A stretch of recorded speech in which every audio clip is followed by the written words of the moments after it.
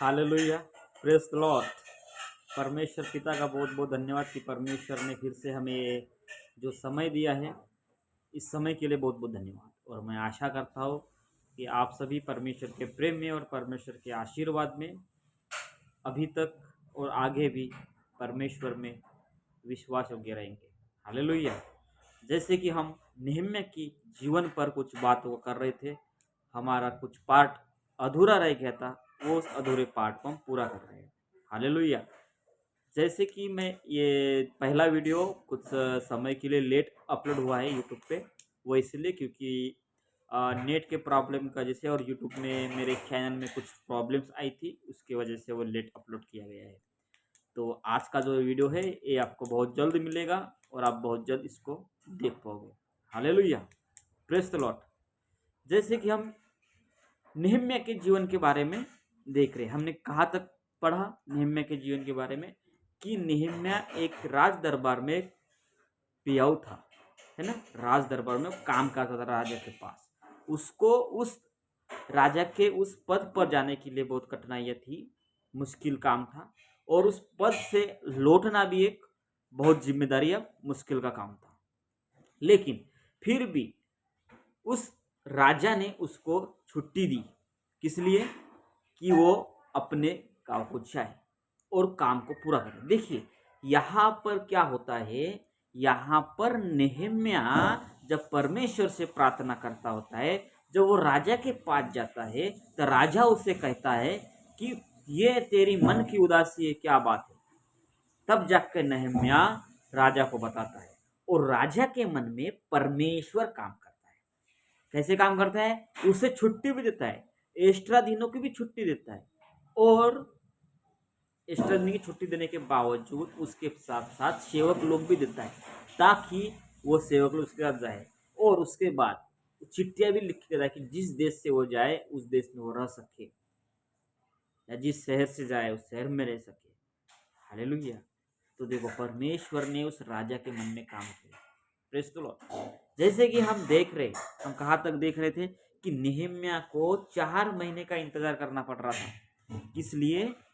कि उसे परमेश्वर तैयार कर रहा था, है ना। उसे परमेश्वर तैयार कर रहा था, उसे उस सेवा के लिए। किस सेवा के लिए? जिस सेवा को नेहम्या उस काम को चुना था। कौन सा काम था? यरूशलेम की शरपनाह को बनाना, टूटी दीवारों को फिर से बनाना, उस जले हुए फाटक को बनाना, ये काम था उसका। इसमें तैयार होने के लिए 4 महीने का पिता। इस 4 महीने के अंदर, इस 4 महीने में नेहम्या ने बहुत से प्रार्थना की, आंसू बहाए, है ना, उपवास किए। और सबसे ज्यादा कि उसने इंतजार किया, किस बात का? कि परमेश्वर कब मुझे वो मौका देगा, कि परमेश्वर मुझे कब मौका देगा, है ना। आज आप यहाँ है, मैं यहाँ हूँ, है ना। आज हम लोग भी है। क्या कारण हो सकता है कि आप अपना गांव छोड़ के उसमें नहीं? कुछ ना कुछ योजना होती है। हमारे जीवन में जो भी घटनाएं घटती है या जो भी परेशानी आती है, जो भी घटना हो, उस घटना से अगर हम थोड़ा सा दूर चले जाते या किधर भटक जाते, तो इसका अर्थ है कि उसके पीछे कोई ना कुछ राज है। समझ लो आपके हाथ से एक आपका बड़ा, सबसे बड़ा जॉब चला गया, या ड्यूटी चली गई, या आपके घर में कोई दुखित घटना हो गई। आप परमेश्वर पर विश्वास करते हैं तो ये समझ लो कि आप इस घटना के पीछे परमेश्वर की एक बड़ी योजना होती है। अगर हम उसको उस तरह से देखें तो किस तरह से देखना है? परमेश्वर हमें कब इस्तेमाल करेगा, हम परमेश्वर के लिए क्या रोज या कभी भी तैयार है क्या, उपलब्ध है क्या? हालेलुया। हमें उपलब्ध होना है ना, उपलब्ध होना है। जिस प्रकार से राजा ने उस नेहम्या को छुट्टी दी, उसी तरह परमेश्वर, आपका अगर कोई काम करना है तो आपके काम को करने के लिए किसी ना किसी को वो योजनादायक बनाएगा, योजनादायक बनाएगा। ऐसे बहुत से लोग होते हैं जिसके किसी काम को करने के लिए कभी ना कभी कोई दूसरा व्यक्ति आके सहायता मदद करता है।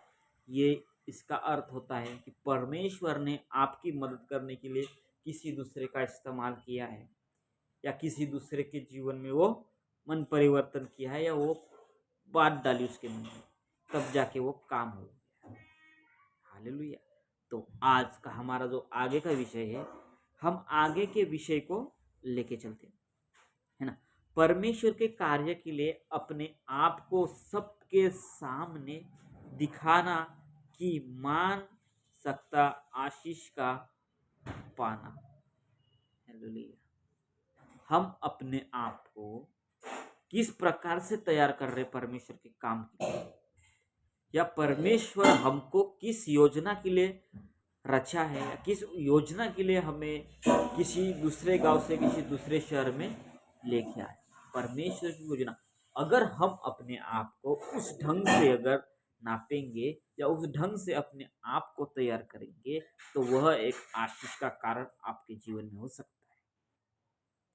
हालेलुया। आशीष का कारण हो सकता है। इवांजलिस्ट, जब इवांजलिस्ट इस देश से उस देश, उस देश से उस देश जाते हैं, किस लिए? परमेश्वर का सुसमाचार बांटने। परमेश्वर का सुसमाचार बांटना यानी कि लोगों को परमेश्वर के प्रेम के बारे में संदेश देना। हालेलुया।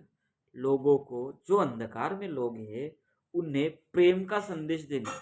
प्रेम का संदेश कौन सा था? यही कि परमेश्वर ने अपना एकलौता पुत्र दे दिया, जैसे कि यूहन्ना 3:16, है ना। इस वचन के आधारित लोगों को सुसमाचार, परमेश्वर का प्रेमी संदेश या प्यार का संदेश लोगों को सुनाना, और परमेश्वर के साथ उन लोगों का मेल मिलाप करवाना। ये योजना अगर हमारे जीवन में है तो हम आशीष पाएंगे। Praise the Lord. आशीष सबको मिलती है, आशीष परमेश्वर ने सबके लिए रखी है, लेकिन उस आशीष को हमें किस प्रकार से अपने जीवन में लेना है, ये अपने ऊपर है। हालेलुया। नेहम्याह अगर ये सोचता कि मैं उस काम को करके मुझे क्या लाभ होगा, है ना, वो तो राजा के राज दरबार में आराम से था, लेकिन उसने उस काम को चुना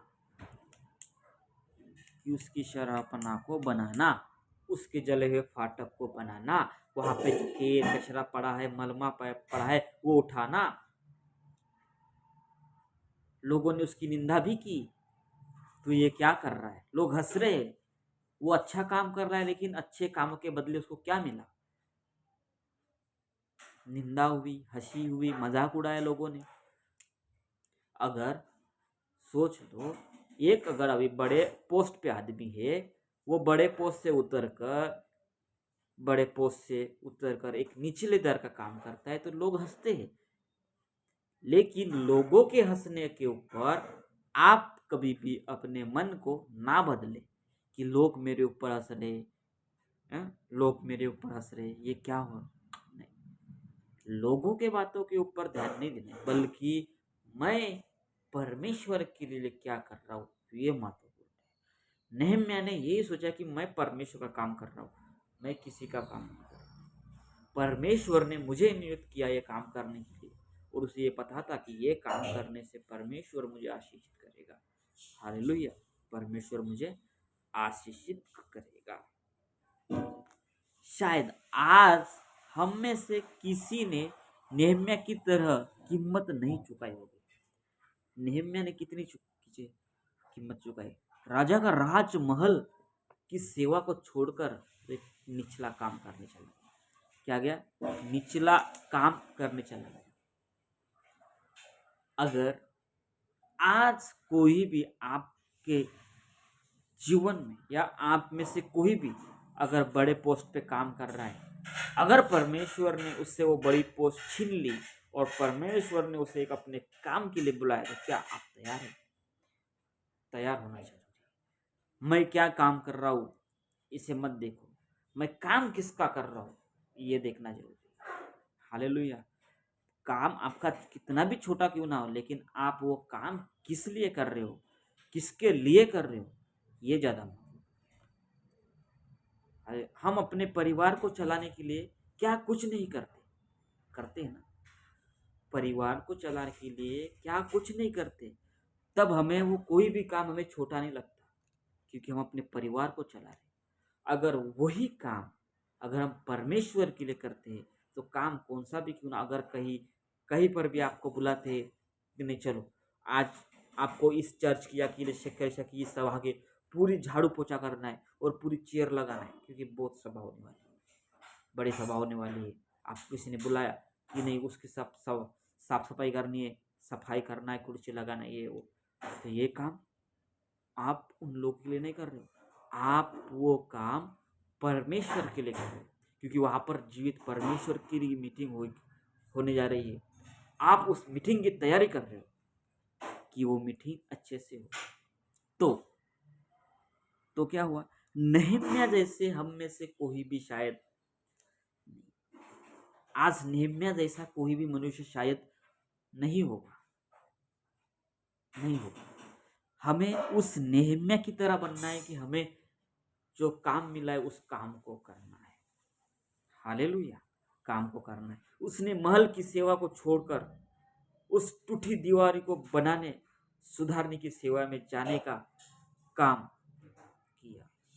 हम में से कोई ना, अगर आप में से कोई अगर उस स्थिति में होता या वो स्थिति आज होती, तो शायद हम में से शायद नहीं कर पाता। बड़ी पोस्ट है, बड़े राजमहल में है, उस बड़ी पोस्ट से बड़े राजमहल से क्यों कोई कहीं पर जाएगा, है ना। आज की डेट में हम अपनी सेवा कार्य में सबसे ज्यादा सुविधाएं चाहते हैं, है ना? आजकल के सेवा कार्य में हम सबसे ज्यादा सुविधाएं चाहते हैं। क्या सुविधा होनी चाहिए, अगर कोई सेवा का कार्य है तो रहने के लिए घर होना चाहिए, जाने आने के लिए बाइक या कार होनी चाहिए, काम करने के लिए लैपटॉप होना चाहिए, फ़ोन करने के लिए एंड्रॉयड मोबाइल होना चाहिए,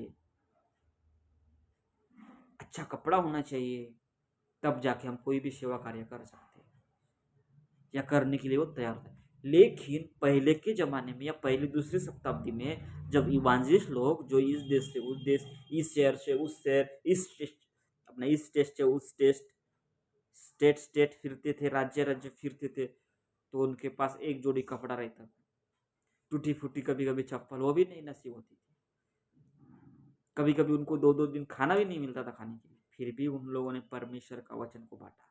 इसलिए आज ऐसे बहुत से गांव है, बहुत से शहर है जहाँ पर मसीह का सुसमाचार है और मसीह के ऊपर विश्वास करने लोग हैं, किनके द्वारा, उन इवांजलिस्ट के द्वारा।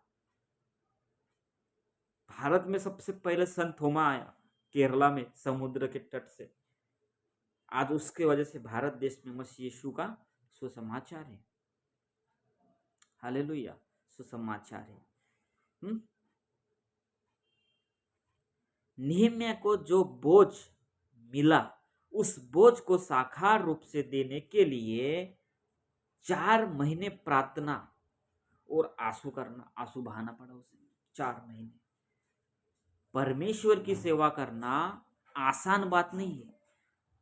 हम बोल रहे हैं कि हम मसीह है, हम मसीह की सेवा करना चाहते या सेवा कर रहे हैं यीशु मसीह की, लेकिन मसीह यीशु की सेवा करना आसान बात नहीं है। जब हम मसीह में हैं तो हमारे जीवन में दुख दर्द कष्ट जरूर है। जिसके जीवन में दुख दर्द पीड़ा नहीं है, वो शायद मसीह की सेवा के लिए तैयार नहीं हो सकता, क्योंकि वो आनंदित है, उसे मसीह यीशु का प्रेम नहीं पता। मसीह यीशु का प्रेम उस एक इंसान से पूछो जिसने अपने जीवन में इतना दुख उठाया होगा या किसी मुसीबत से गुजरा होगा, उस वक्त उसे यीशु मसीह ने सहारा दिया, उस वक्त उसे पवित्र शास्त्र ने सहारा दिया, उस वक्त उसने उस प्रार्थना को सहारा दिया, उस वक्त उसे आत्मिकता, प्रार्थना, बाइबल का वचन, गवाही, ये उसको साथ दी, तब वो इंसान होता है मसीह। आज बहुत से ऐसे परिवार है जो खुद को क्रिश्चियन मानते हैं कि आई एम क्रिश्चियन, मैं क्रिश्चियन फैमिली से बिलोंग करता हूँ। क्या सच में आप क्रिश्चियन हैं? क्रिश्चियन होने के लिए क्रिश्चियन घर में पैदा होने की जरूरत नहीं है। क्रिश्चियन बनने के लिए मसीहत उसके जीवन में होना जरूरी है। हालेलुया। क्रिश्चियन बनने के लिए यीशु मसीह उसके जीवन में होना जरूरी है। बहुत से लोग आज भी सिर्फ अपने हित के लिए जीना चाहते हैं, अपने हित के लिए, अपने परिवार के हित के लिए रहना चाहते हैं, लेकिन उन लोगों ने कभी भी अपने आस पड़ोस में जाकर कभी भी मसीह यीशु का सुसमाचार नहीं सुनाया।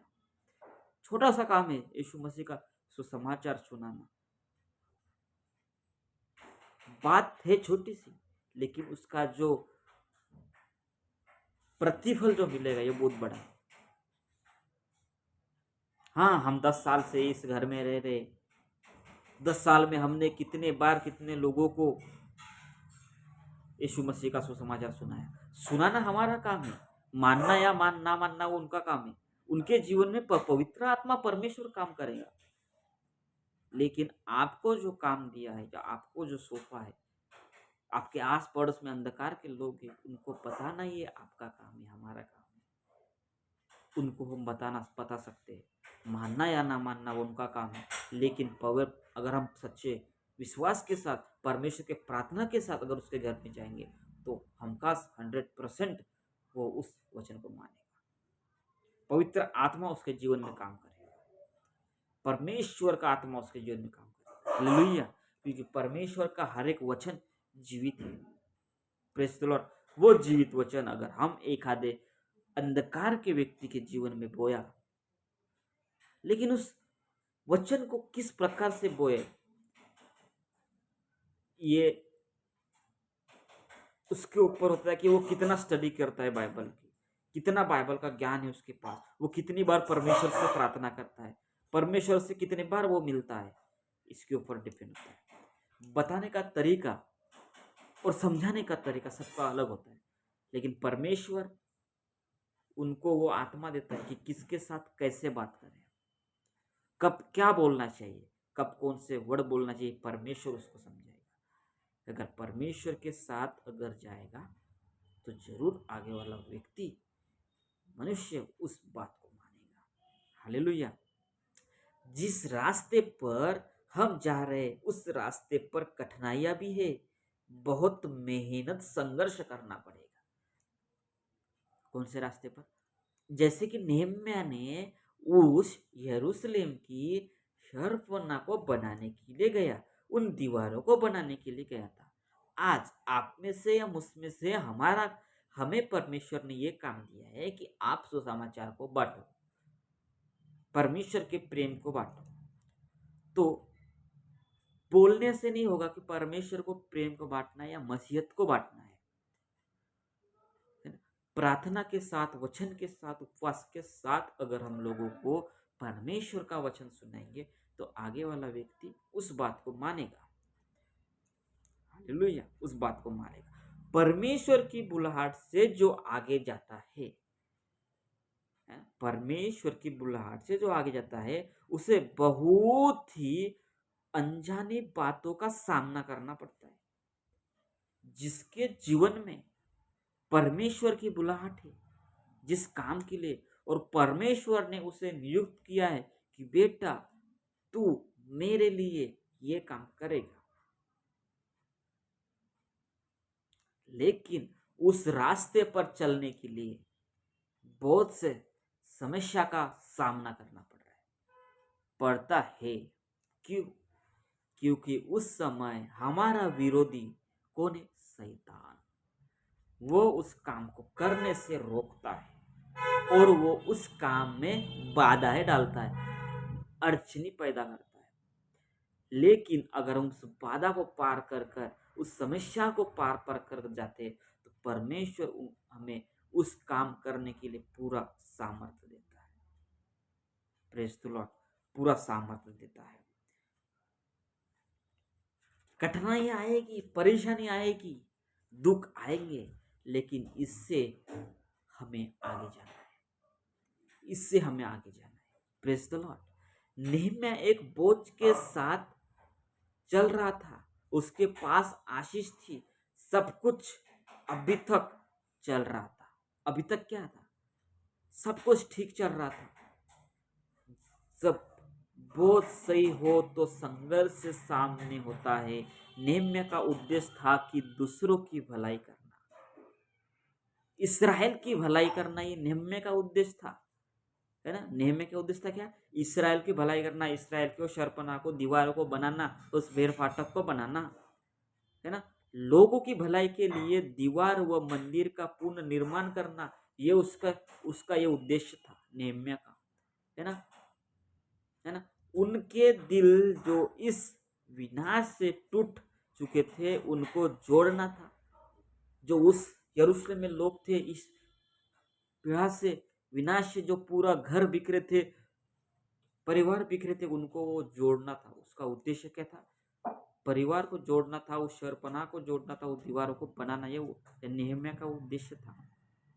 लेकिन जब कोई ऐसी परमेश्वर की सेवा करना चाहता है तो वह शैतान के नजर में आता है।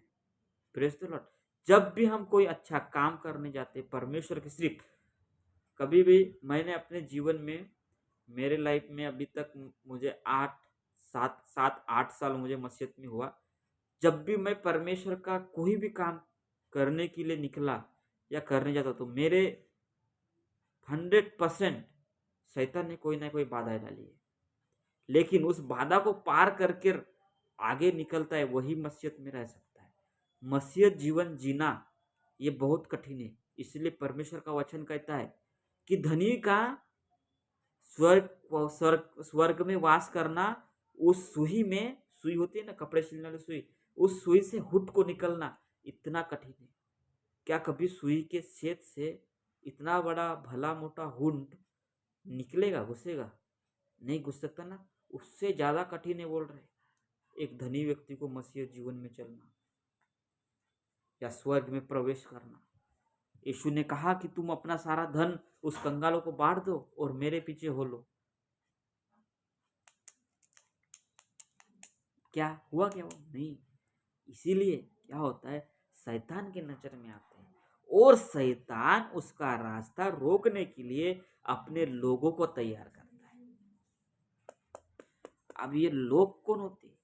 जो काम आप परमेश्वर का करने जा रहे हो और उस काम को रोकने के लिए जो लोग पहले से कान फूसी कर रहे हैं, शैतान उन्हीं लोगों को तैयार करता है कि उसके काम में बाधा डालो या उसके काम को रोको। दूसरे तीसरे अध्याय जब पढ़ते तो हमें पता चलता है कि कौन वो लोग थे जिन्होंने नेहम्या के काम को रोकने की कोशिश की। रोकने की, जब परमेश्वर का दास कहता है चलो उठो तथा बनाए, तो शैतान कहता है चलो उठो और उसको रोको। 2:10 नेहम्या की पुस्तक 2 अध्याय उसका 10वां वचन। एक परमेश्वर का दास बोल रहा है कि आप इस काम को करो, उठो, चलो हम एक काम करें। लेकिन उसमें जब विरोधी लोग होते हैं, वो विरोधी लोग उन लोगों को भड़काते हैं और उस काम को करने से रोकते हैं। नेहम्या एक ऐसा व्यक्ति था जिसके इस समर्पण के कारण शैतान के साथ उसका एक युद्ध आरंभ हो गया। नेहम्या क्या करने गया? परमेश्वर का काम। उसने अपना पूरा जीवन और पूरा बोझ उस काम को करने के लिए पूरा समर्पण कर दिया। लेकिन फिर क्या हुआ? शैतान का और नेहम्या का क्या हुआ? युद्ध। कैसे युद्ध? लोगों के द्वारा युद्ध हुआ। लोगों के द्वारा युद्ध हुआ नेहम्या के साथ। जैसे कि पढ़ते 2:10 अध्याय 2:10, हाँ, युद्ध कर लिए। यरूशलेम बहुत सारे यहूदी थे। यरूशलेम में कौन थे? बहुत सारे यहूदी थे जो बहुत समय से वहां पर रहा करते थे। लेकिन इन टूटी दीवारों से उन्हें कोई मतलब नहीं था। देखो, उस यरूशलेम में बहुत से यहूदी लोग थे, लेकिन उनको इन टूटी दीवारों को फिर से बनाने का कोई मतलब ही नहीं था। वो सिर्फ अपने आप को देख रहे थे, अपने भोग विलास में लगे हैं। लेकिन टूटी दीवारों को बनाने का उनके कोई मतलब नहीं था। वे अपने जीवन में संतुष्ट थे। उन्हें कभी वैसा नहीं लगा कि वे टूटी दीवारों को बनाए, परमेश्वर के कामों को बनाए, है ना। लेकिन यह जो नेहम्या जो फारस से आया था, नेहम्या कहाँ से आया था? फारस देश से आया था। फारस शहर से आया था कि, है ना, शहर की दीवारों की टूटी बिखरी हालत के लिए उसने शैतान से लड़ाई की, घोषणा की। शैतान ने नेहम्या की दृढ़ निश्चय का फाप लिया और तुरंत उसका विरोध करने के लिए खड़े हो गया। कौन लोग खड़े हो गए? वही लोग, विरोधी लोग खड़े हो गए। नेहम्या के विरुद्ध का तू ये क्या कर रहा है? लोग हंस रहे उसके ऊपर, उसकी निंदा कर रहे, उसका मजाक उड़ा रहे, है ना, उसका मजाक उड़ा रहे। आज के लिए इतना ही। इसके जीवन से और हम आगे का पाठ पढ़ेंगे। हालेलुया, आगे का पाठ पढ़ेंगे। आज तक हमने क्या पढ़ा कि जो हम परमेश्वर के काम को करने जा रहे हैं, तो हमारा विरोधी शैतान हमारा उस काम को रोकने के लिए विरोधी तैयार करता है, उनको खड़े करता है। लेकिन अगर हमारा समर्पण, हमारा विश्वास अगर मजबूत है, तो हम उनको हरा सकते हैं। चलो, नेहम्या ने उनको कैसे हराया, किस प्रकार से उसने जीत को हासिल किया और शैतान फिर से हारा, इस बात पर हम कल बात करेंगे। हमारे पाठ नंबर 3, तीसरे पाठ पर बात करेंगे। तब तक परमेश्वर में आप आनंदित रहिए, खुशी से रहिए और परमेश्वर में विश्वास रखिए रहिए। परमेश्वर आपको आशीष देता है। हालेलुया। आइए छोटी सी दुआ करके इस वचन को संपन्न करते हैं। अनुग्रहकारी पिता परमेश्वर, मैं आपका धन्यवाद करता हूँ सुंदर समय, सुंदर दिन के लिए। पिता परमेश्वर, ये जो दिन, ये समय आपने हमें जीवन में दिया, इसके लिए धन्यवाद। प्यारे पिता परमेश्वर, आप महान हो, आप सर्वशक्तिमान हो, उस स्वर्ग में रहते हो पिता परमेश्वर। हालेलुया। आज पिता परमेश्वर जो नेहम्या के बारे में हमने पढ़ा, जिस प्रकार से परमेश्वर पिता तूने नेहम्या के जीवन में बोझ को दिया कि वे यरूशलेम की शरपना को, उस दीवारों को, जो टूटी दीवारें थी, उनको बनाने के लिए, लेकिन पिता परमेश्वर नेहम्या को रोकने के लिए जो विरोधी लोग खड़े हुए, पिता परमेश्वर उनको हरा कर जो नेहम्या ने आगे अपना रास्ता बनाया, उसी प्रकार से तू हमारे जीवन में पिता परमेश्वर वो आत्मिकता दे। पिता परमेश्वर वो पिता परमेश्वर योजनाएं दे, वो विश्वास में दृढ़ बना पिता परमेश्वर, वचन के साथ हमें मजबूत बना पिता परमेश्वर, कि कोई भी हमारा विरोधी हमें रोक ना सके। धन्यवाद यीशु, आप महान, आप सर्वशक्तिमान परमेश्वर, आपका धन्यवाद करते हैं। इस प्रार्थना को यीशु के नाम से मांगते पिता, आप सुने कबूल करें, आमीन। हम तीसरा पाठ कल करेंगे और इस तीसरे पाठ में हम ये पढ़ने जा रहे हैं कि नेहम्या ने उन लोगों को किस प्रकार से हराया, या शैतान को किस प्रकार से हराया, और नेहम्या ने उस परमेश्वर के काम को पूरा किया। ये जो सब्जेक्ट है, ये सब्जेक्ट हम पार्ट नंबर 3 पे देखने जा रहे हैं। तब तक आप परमेश्वर में आनंदित और मगन रहिए। धन्यवाद।